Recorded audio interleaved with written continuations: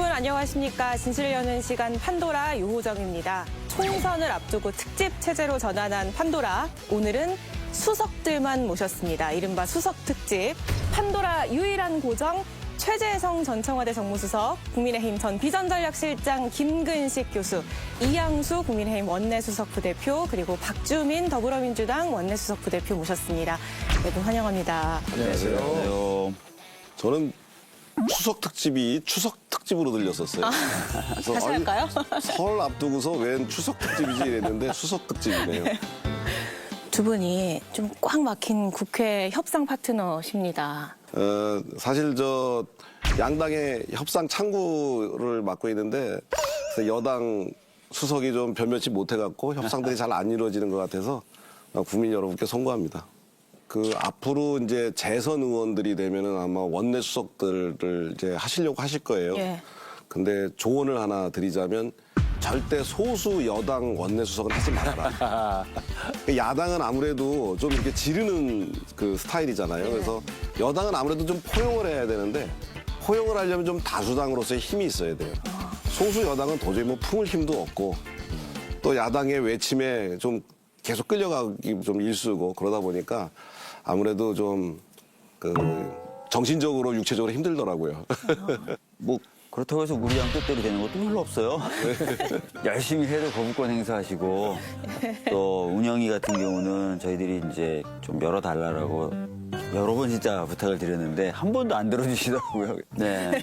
아니 뭐 이현수 수석님하고 저는 사이가 전 좋다고 생각해요. 그러니까 그거는 이현수 수석님 덕분인데 되는 건 된다, 안 되는 건 안 된다 이렇게 딱 좀 잘 잘라주시고 또 되는 거 범위 내에서는 또 얘기가 좀 잘 되고. 하여튼 두 분 수석이 훌륭하시고 서로 그렇게 또 좋으신 분이라고 하고 이러는데 안 되는 거 보면 이상하죠. 뭐 또 여당도 만약에 집권도 하고 의석수도 많고 그러면요 훨씬 더 오만해지고 야당도 무시해요. 과거에 이제 이명박 정부 때 아유 저도 야당하면서 아주 혹독 정권도 없지 뺏겼지 의석도 소수 의석이지 그때 81석이었거든요. 아유 그냥 막 몰아붙이는데 방법이 없더라고요. 그래서 결국은 이제 정치력이 복원이 돼야 그런 것도 좀 아쉽죠. 저는 그야말로 신년 기자회견이었다. 그런데 신년 기자회견은 신년 맞이 국민께 드리는 말씀이거든요. 신년 국민 인사. 이재명 대표가 그럼 지금 신년 국민 인사를 하게 된 이유는 뭐라 보세요? 그거 하는 거예요. 네. 신년 되면은 굉장히 중요하죠. 네. 근데 대통령이 이거를 안 해요, 지금. 그러니까 이재명 대표도 사실은 늦었어요, 좀. 새해를 맞아서 정치적으로 책임 있는 분들이 국민들에게 이렇게 하겠다라고 메시지를 내는 게 중요한 건데 그래서 시기가 중요한데 이걸 놓쳐버렸어요. 그러니까 야당 대표도 늦었고 대통령은 아직도 안 하고 계시고 참 이상한 풍경이죠. 또다시 있어서는 안 될 정치적 테러를 또다시 정치적 분열의 기회로 또 삼는 것이어서 저는 부적절하다. 저는 그런 말씀 분명히 드리고 싶어요. 우선 저는 이해가 가요. 이재명 대표 말씀이. 대통령 선거에서 패배한 사람에게 이렇게 한 사례가 없어요. 정말 먼지 털다 못해 산소털이 해가지고 벌써 2년 넘게 이 수사하고 기소하고 대한민국을 그냥 들끓게 만들었잖아요. 그런데 칼로도 죽이려고 했다. 그것이 법과 펜하고 사실은 등치된 그런 단어로 배열하기는 참 그거는 표현상에 조금 아쉬움이 있는 거죠. 그래도 야당의 지도자 아니에요. 네. 예? 그러니까 조금 더 이런 것을 이제 뛰어넘는 야당 지도자다운 방식을 좀 잘 선택하고 그렇게 했으면 좋겠다는 생각입니다. 저도 이게 연동형이냐 병립형이냐도 지금 이상하게 된 게요. 연동형은 정치개혁 의미라도 있었다. 국민의힘은 다른 거 검토도 안 하고 말이에요. 그냥 병립형 회기가 마치 그것이 선인 것처럼 그렇게 이 얘기를 한단 말이에요. 물론 지난번 준연동형제는 기형적이었던 건 맞아요. 그러면 이것을 보완할 생각을 해야죠. 그래서 지금은 이상하게 준연동형제는 기형적이고 오히려 의미 없는 그런 제도로 인식되어지고 병립형 하면 되는데 민주당 때문에 못해 이거는 제가 보기에는 그거는 양당 체제의 일종의 이제 독점적 양당 체제 또 그다음에 이제 비례성과 대표성을 침해하는 기존 제도를 기득권 속에 그냥 온전시키자는 얘기랑 예, 똑같거든요. 그래서 이 말씀은 민주당이 이거를 매니지먼트를 잘했어야 돼요. 병립형 회기 문제도 너무 쉽게 생각하고 그것을 먼저 꺼낸 거 아니에요. 어쨌든 근데 하여튼 이래서 뭐 조금 개혁을 하거나 이러면은 좀 하여튼 더 면밀하게 잘해야 돼요. 위성정당도요. 황교안 당시 국민의힘 전신이죠. 대표께서 준연동 형제 되니까요. 그냥 눈치 보면서 한 것도 아니고 위성정당 하겠다고 얘기하고 이름도 발표하고 막 이랬어요. 당 이름도. 그 민주당이 안 할 수가 없잖아요. 그래서 위성정당 문제는 시작이 그렇게 된 거예요. 이 법은 위성정당 하라는 법은 아닌데 그 틈새가 있었거든요. 그걸 비집고 들어와서 위성정당을 그냥 제 표현으로는 정말 뻔뻔하게 한 거예요. 아무리 국민의힘이 반대했던 준연동형제라 하더라도 그 제도를 악용을 해서 위성정당을 만들으니까 그래서 민주당이 늦게 위성정당을 안 할 수가 없었고 그때 그래서 또 전당원 투표하고 그랬어요. 그러니까 이번에 이 권역별로 다시 돌아가게 되면 유인태 사무총장은 이거 소탐대실이다. 아마 선거에서 표 잃는 짓이다. 이런 말씀을 하시더라고요. 위성정당이라고 하는 아주 기상천외한 이 편법으로 대의민주주의 체제가 후퇴해버린 것 같습니다. 위성정당을 불가능하게 만드는 조치들도 필요하지 않겠냐는 생각을 합니다. 힘을 합치면 우리가 완전히 새로운 세상을 만들 수 있는데 딱 한 개 부족한 게 있습니다. 정치가 엉망이에요. 정치가 제3의 선택이 가능해야 이 거대 정치 세력이 잘하게 경쟁을 합니다. 맨날 정권 교체 왔다 갔다 무슨 시계춥니까? 왔다 갔다만 하게. 제가 더 나은 정치 교체를 위해서 제3의 선택이 가능한 선의의 경쟁을 할 수밖에 없는 새로운 정치로 소위 새 정치로 제가 가겠습니다. 공약을 한 번도 한 게 아니고 대선 후보부터 해서 이럴까 저럴까 자꾸 눈앞에 소위 소탐대실 할 확률이 큰데 천벌받을 짓은 전부 당원 투표를 해가지고 하더라고요. 이번에 또 이거 뒤집으면 이제 콩으로 매줄 쓴다 그래도 이재명 대표를 누가 믿겠어요. 이 중요한 선거를 앞두고 대표에 대한 불신이 강하면은 이 총선 전망도 어두워지는 거죠. 실제로 그럴 수도 있다고 보세요? 저 그렇죠. 몇 석 차이 안 나요. 준연동형제를 해서 위성정당 방지법을 못하고 4년 전처럼 한다. 그랬을 때 민주당이 얻을 수 있는 의석이나 병립형으로 회귀했을 때 얻을 수 있는 의석이나 몇 석 차이 안 나거든요. 그러니까 명분을 잃는다, 소탐대실한다 이제 이런 말이 나오는 거죠. 사실 이 선거제에 대해서는 제가 할 말씀이 되게 많은데요. 네. 민주당에서 패스트트랙으로 이거를 강제로 일방적으로 처리를 했어요. 경쟁의 상대자를 배제하고 준연동제를 만들었거든요. 사실 처음엔 협박용이었습니다.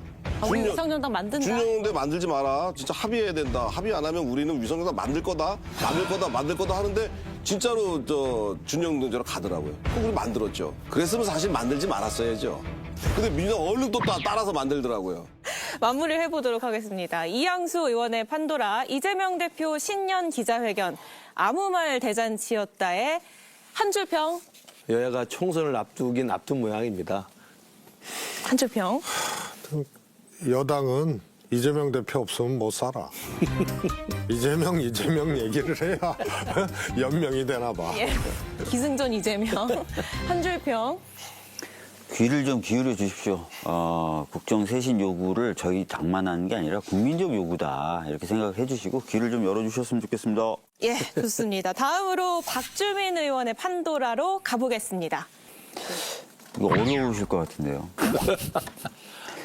저희가 주목하는 것 중 이게 진짜 윤석열 대통령이 국정 기조를 좀 바꿔주셔야 될 필요가 매우 크다라고 생각을 하고 그러려면 이제 야당이라든지 국민들이라든지 목소리를 좀 들어주셔야 되는데 그렇게 하지 않으시면서 국민적 요구가 상당히 높거나 야당이 절실하게 요구하는 여러 가지 법들에 대해서 거부권을 계속 행사하시고 이런 모습들 계속 보여주시고 계시거든요. 그래서 태도와 생각을 좀 바꿔주시라는 차원의 판도라입니다. 네, 준비하신 그래서 판도라. 제가 네. 준비한 오늘의 판도라는 윤 대통령님 제발 땡땡땡땡 좀 해주세요. 윤 대통령님 제발 땡땡 좀 해주세요. 네 글자, 예상되는 네 글자를 칠판에 적어주시면 여러 개 됩니다. 해도 돼요? 네 글자인데. 아, 너무 많아요. 네. 아니, 제일 먼저 해주세요 하고 싶은 게 있고, 그 다음에 해주세요 하고 싶은 게 있고, 두 개? 세 개만 할까요? 네. 자유롭게 적어주시죠. 야, 어렵다.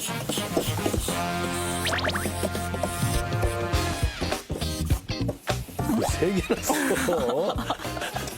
아니, 대통령님께 원하는 게 많으시네요. 수석님 제일 마지막으로 제일 먼저 들어볼까요? 마지막으로요? 아니, 길어져, 세 개니까. 마지막에 할게요. 저는 바꿔 좀 해주세요. 바꿔 좀 해주세요. 우리 저 박주민 의원님의 태도로 봐서는 조금 바꿔서는 안 될 것 같고 많이 계속 바꿔달라는 뜻으로 바꿔 해주세요. 바꿔 좀 해주세요. 수석님. 저는 국정 쇄신과, 그 다음에 집권 여당 쇄신과, 예. 이런 것을 함축한 게 부부 혁신이라고 봐요. 부부 혁신. 그래서 당 혁신, 뭐 국정 혁신 이것의 이제 관건은 저는 부부 쇄신, 부부 혁신이다. 후보권 행사가 정치적 부담이 클까요? 아니면 야당의 단독 처리가 많은 것이 정치적 부담이 클까요? 어떻게 보세요? 저는요, 이제 과정에 더 주목하고 싶어요. 애당초 안 된다고 딱 못을 박아놓고 한 거기 때문에 과정을 보면은 전혀 그런 협상 노력들이 없어요. 그래서 이것은 이제 대통령이 안 된다 그러면은 다 여당도 이제 사전에 그렇게 움직이는 거고. 그러니까 대체적으로 거부권 행사한 법은 협상의 진정성 혹은 이 법을 문제가 있으면 좀 어떻게 바꿔보자는 이런 것들이 전혀 이렇게 안 보이는 것들이 주로 대통령 이제 책상에 올라가서 제2요구권을 발동한 경우거든요. 이것 자체를 할 필요가 없다라는 것을 전제로 이유를 그런 식으로 정쟁에 활용될 수가 있다. 그럼 유족들도 뭐 정쟁을 아예 작정을 하고 이것을 원한 건 아니잖아요. 그다음에 돈이 들어간다. 이렇게 갖다 붙일 문제는 아닌 거예요. 거부권 행사 재표결이 약 2월 말, 현재로선 2월 말로 예상이 되는데 여당에서는 다시 좀 협상해보자라는 입장이니까 상황도 좀 지켜보도록 하고요. 박주민 의원의 판도라, 윤 대통령님 제발 국민 생각 좀 해주세요의 한 줄평. 지금 모르셔서 그런 말씀하세요? 벌써 2년 겪어보셔놓고. 대통령께서 국민 생각 많이 하고 계십니다. 나중에 대통령과 야당이 직접 소통하는 기회가 있기를 바랍니다. 예, 오늘 판도라 여기까지 듣고요. 저희는 판보라로 넘어가겠습니다.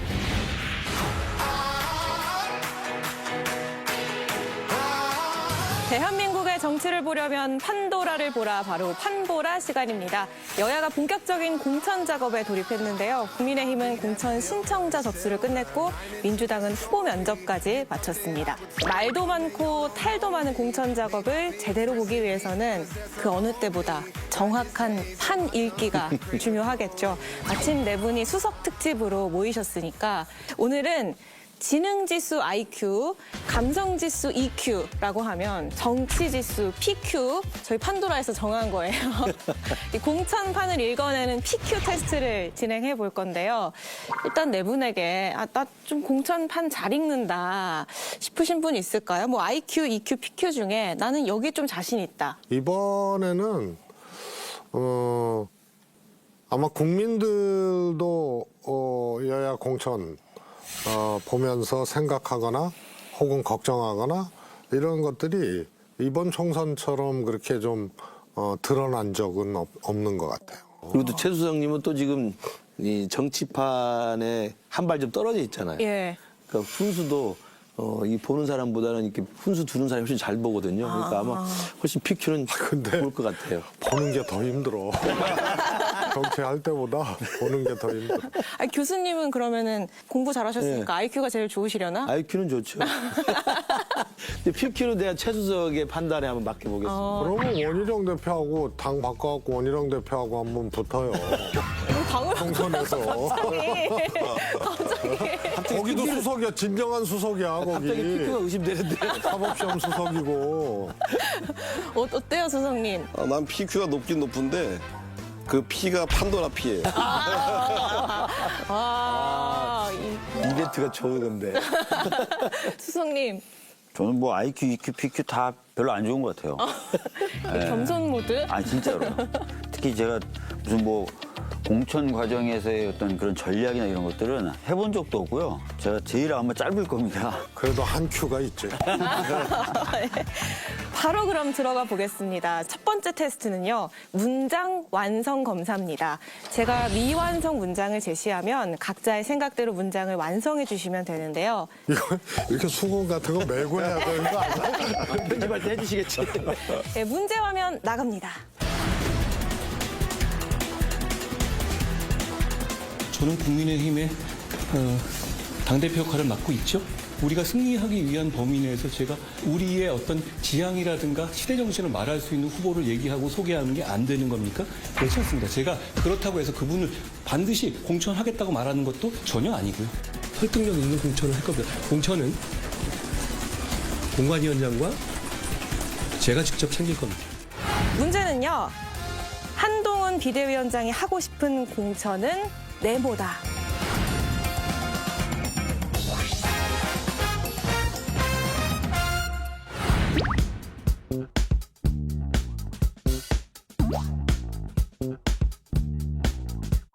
교수님, 아니 수석님은 답변이 계속 늘어나는 기분이. 아니요, 공원 좀 쓰세요. 왜 칠했어요, 자꾸 칠했어요. 많이 써.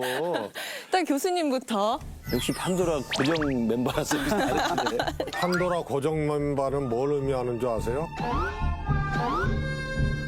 유일 불출마. 출마, 불출마.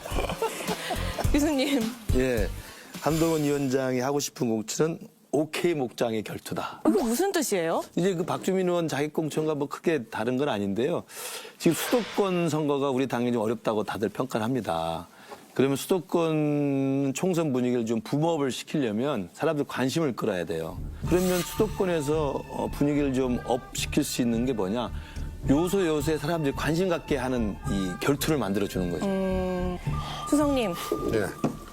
굉장히 어필을 하시는. 아, 저는 이제 시각 효과를 극대화하기 위해서 만세를 좀 길게 늘렸어요, 글씨를. 만세 공천. 공천은 공격이 천하제일이다. 그래서 공격적 공천을 이제 하는 건데 다 하고 나면 한동훈 위원장이 만세 부를 거예요. 무슨 만세를 불러요? 졌다고. 왜냐하면 국민들이 윤석열 대통령 지지율이 낮은 이유가 있잖아요. 그래서 국민들이 묻는 거거든요.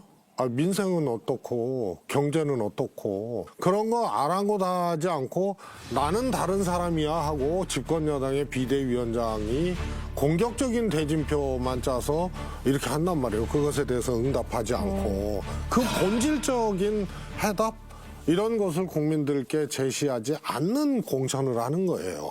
사실 국민의힘은 사실 시스템도 없어요. 공천 시스템도. 이번에는 확고하게 있어요. 아, 또 바뀔 거예요. 내가 보기에는. 걱정 마세요. 네? 잘 만들었어요. 아, 지금까지 많이 제가 바꿨어. 정부기획단에서 그러니까 만들었어요. 그래서 세밀하게 짰더라고요. 아니 그래서 이 만세 공천이라는 것도 사실 어떻게 보면 정치 초보라서 그런다라고 하기에도 조금 황당하죠. 사실은 이 공천 중에 제일 안 좋은 게 오만한 공천이거든요. 선거는 흥행이다. 저는 그런 표현도 부적절하다고 봐요. 그 지구당 위원장한테 얘기도 안 하고 가서 그냥 손들어줘 버리고 과정과 절차와 이런 것도 없이 심지어는 기본적인 어떤 도의사항으로 해야 될 마포울 위원장은 아마 정말 통탄했을 거예요.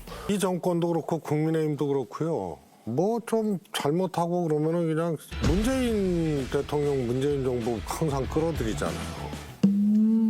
갑자기요? 급발진이다.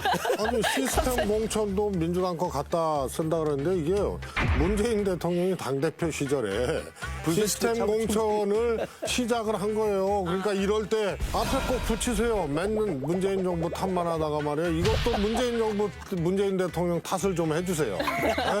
문재인 대통령 때문에 그때 시스템 만들어가지고 불세출에 우리도 사무총장도 지금 나오시고. 시스템 공천한다고 말이야. 정확히 말하면 무슨 얘기인지 그랬습니다. 그러니까 당대표 잠시 당황했습니다. 그런가 하면 이 한동훈 비대위원장 앞에 또 다른 숙제가 던져졌는데요. 바로 유승민 전 의원의 총선 역할론이 급부상했습니다. 여기서 두 번째 테스트 나갑니다. 두 번째는요, 정치 문해력 검사인데요. 제가 제시하는 문장의 진짜 의미는 무엇인지 정확히 해석을 해주시면 됩니다. 유승민 전 의원이 지난달 28일 당 잔류를 선언하면서 올린 SNS 게시물입니다. 저의 거취에 대해 말씀드립니다. 당을 지키겠습니다. 공천 신청은 하지 않습니다.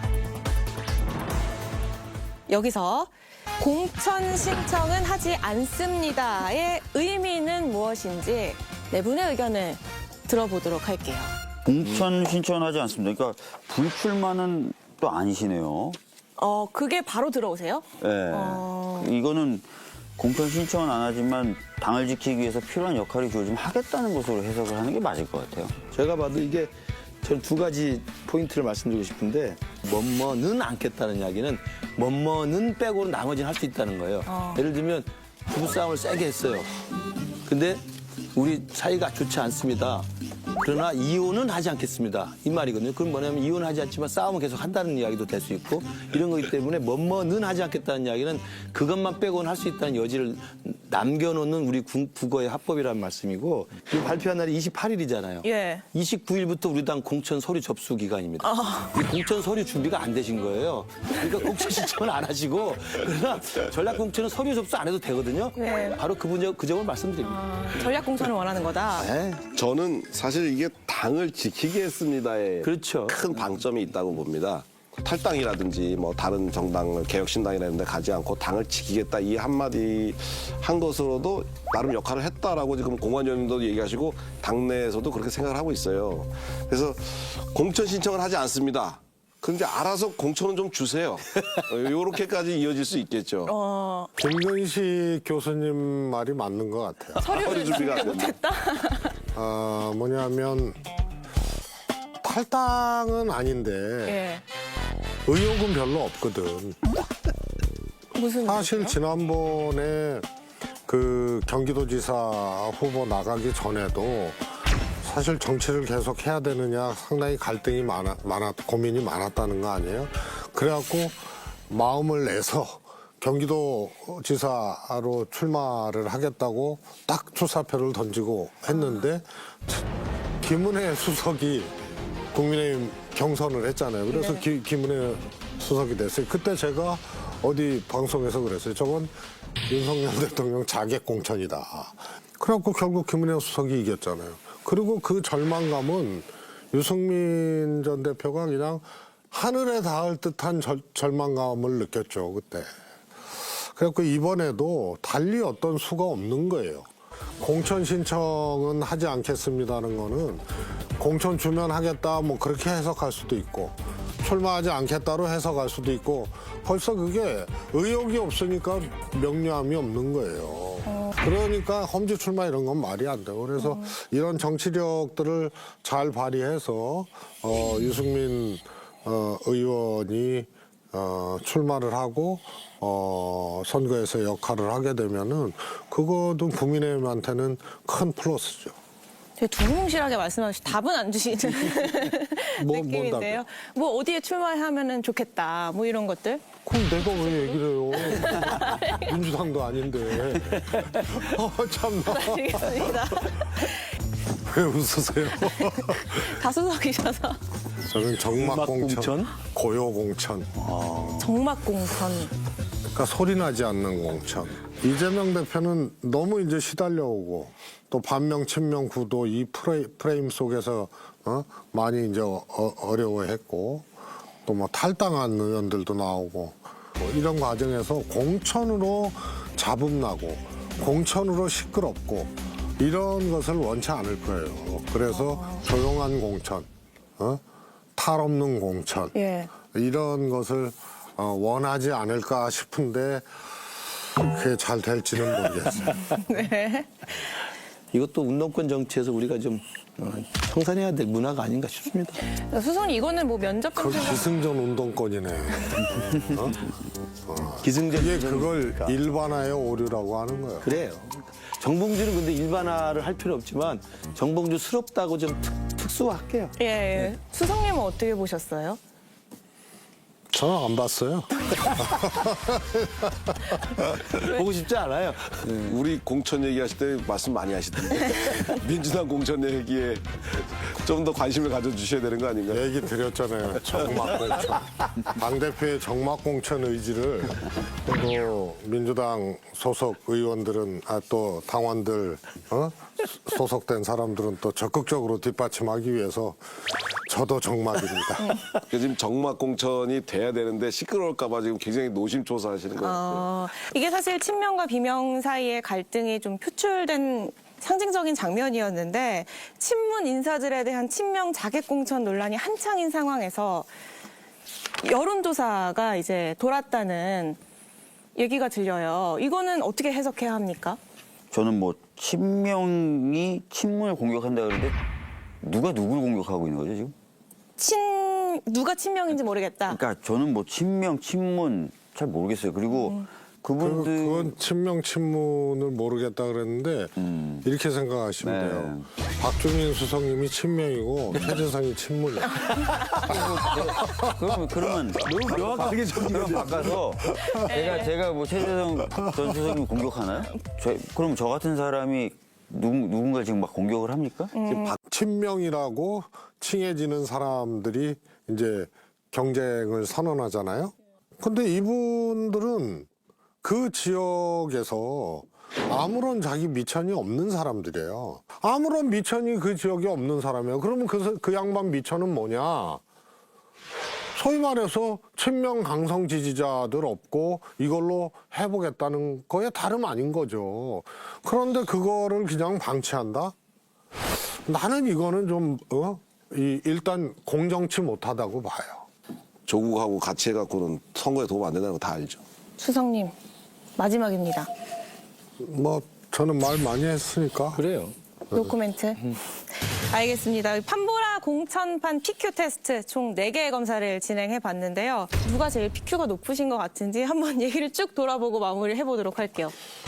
저는 좀 불세출의 사무총장님이 PQ가 높으신 것 같습니다. 최재성 전 수석님이나 김기식 교수님 뭐 좋은 말씀 많이 주신 것 같습니다. 예, 교수님.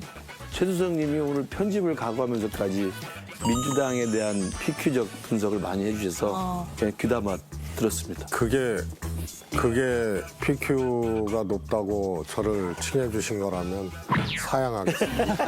그럴 거라고 생각하고 말씀드리는 거예요. 하여튼 이유도 하여튼 군색해. 저는 우리 이양수 의원님이 그 당 입장에서 예. 이렇게 보면은 아주 뚜렷하시고 그래서 저는 이양수 의원님이 아주 돋보이는 PQ. 뭘로라도 좀 살해를 해야 될 것 같습니다. 그런 부담이 막 듭니다. 예, 오늘 판보라 여기까지 듣도록 하고요. 네 분과 여기서 인사드리겠습니다. 진실을 여는 시간 판도라, 저희는 다음 주 월요일 밤 11시에 찾아뵙겠습니다. 시청해주신 여러분 고맙습니다. Nobody's even looking me in my eyes.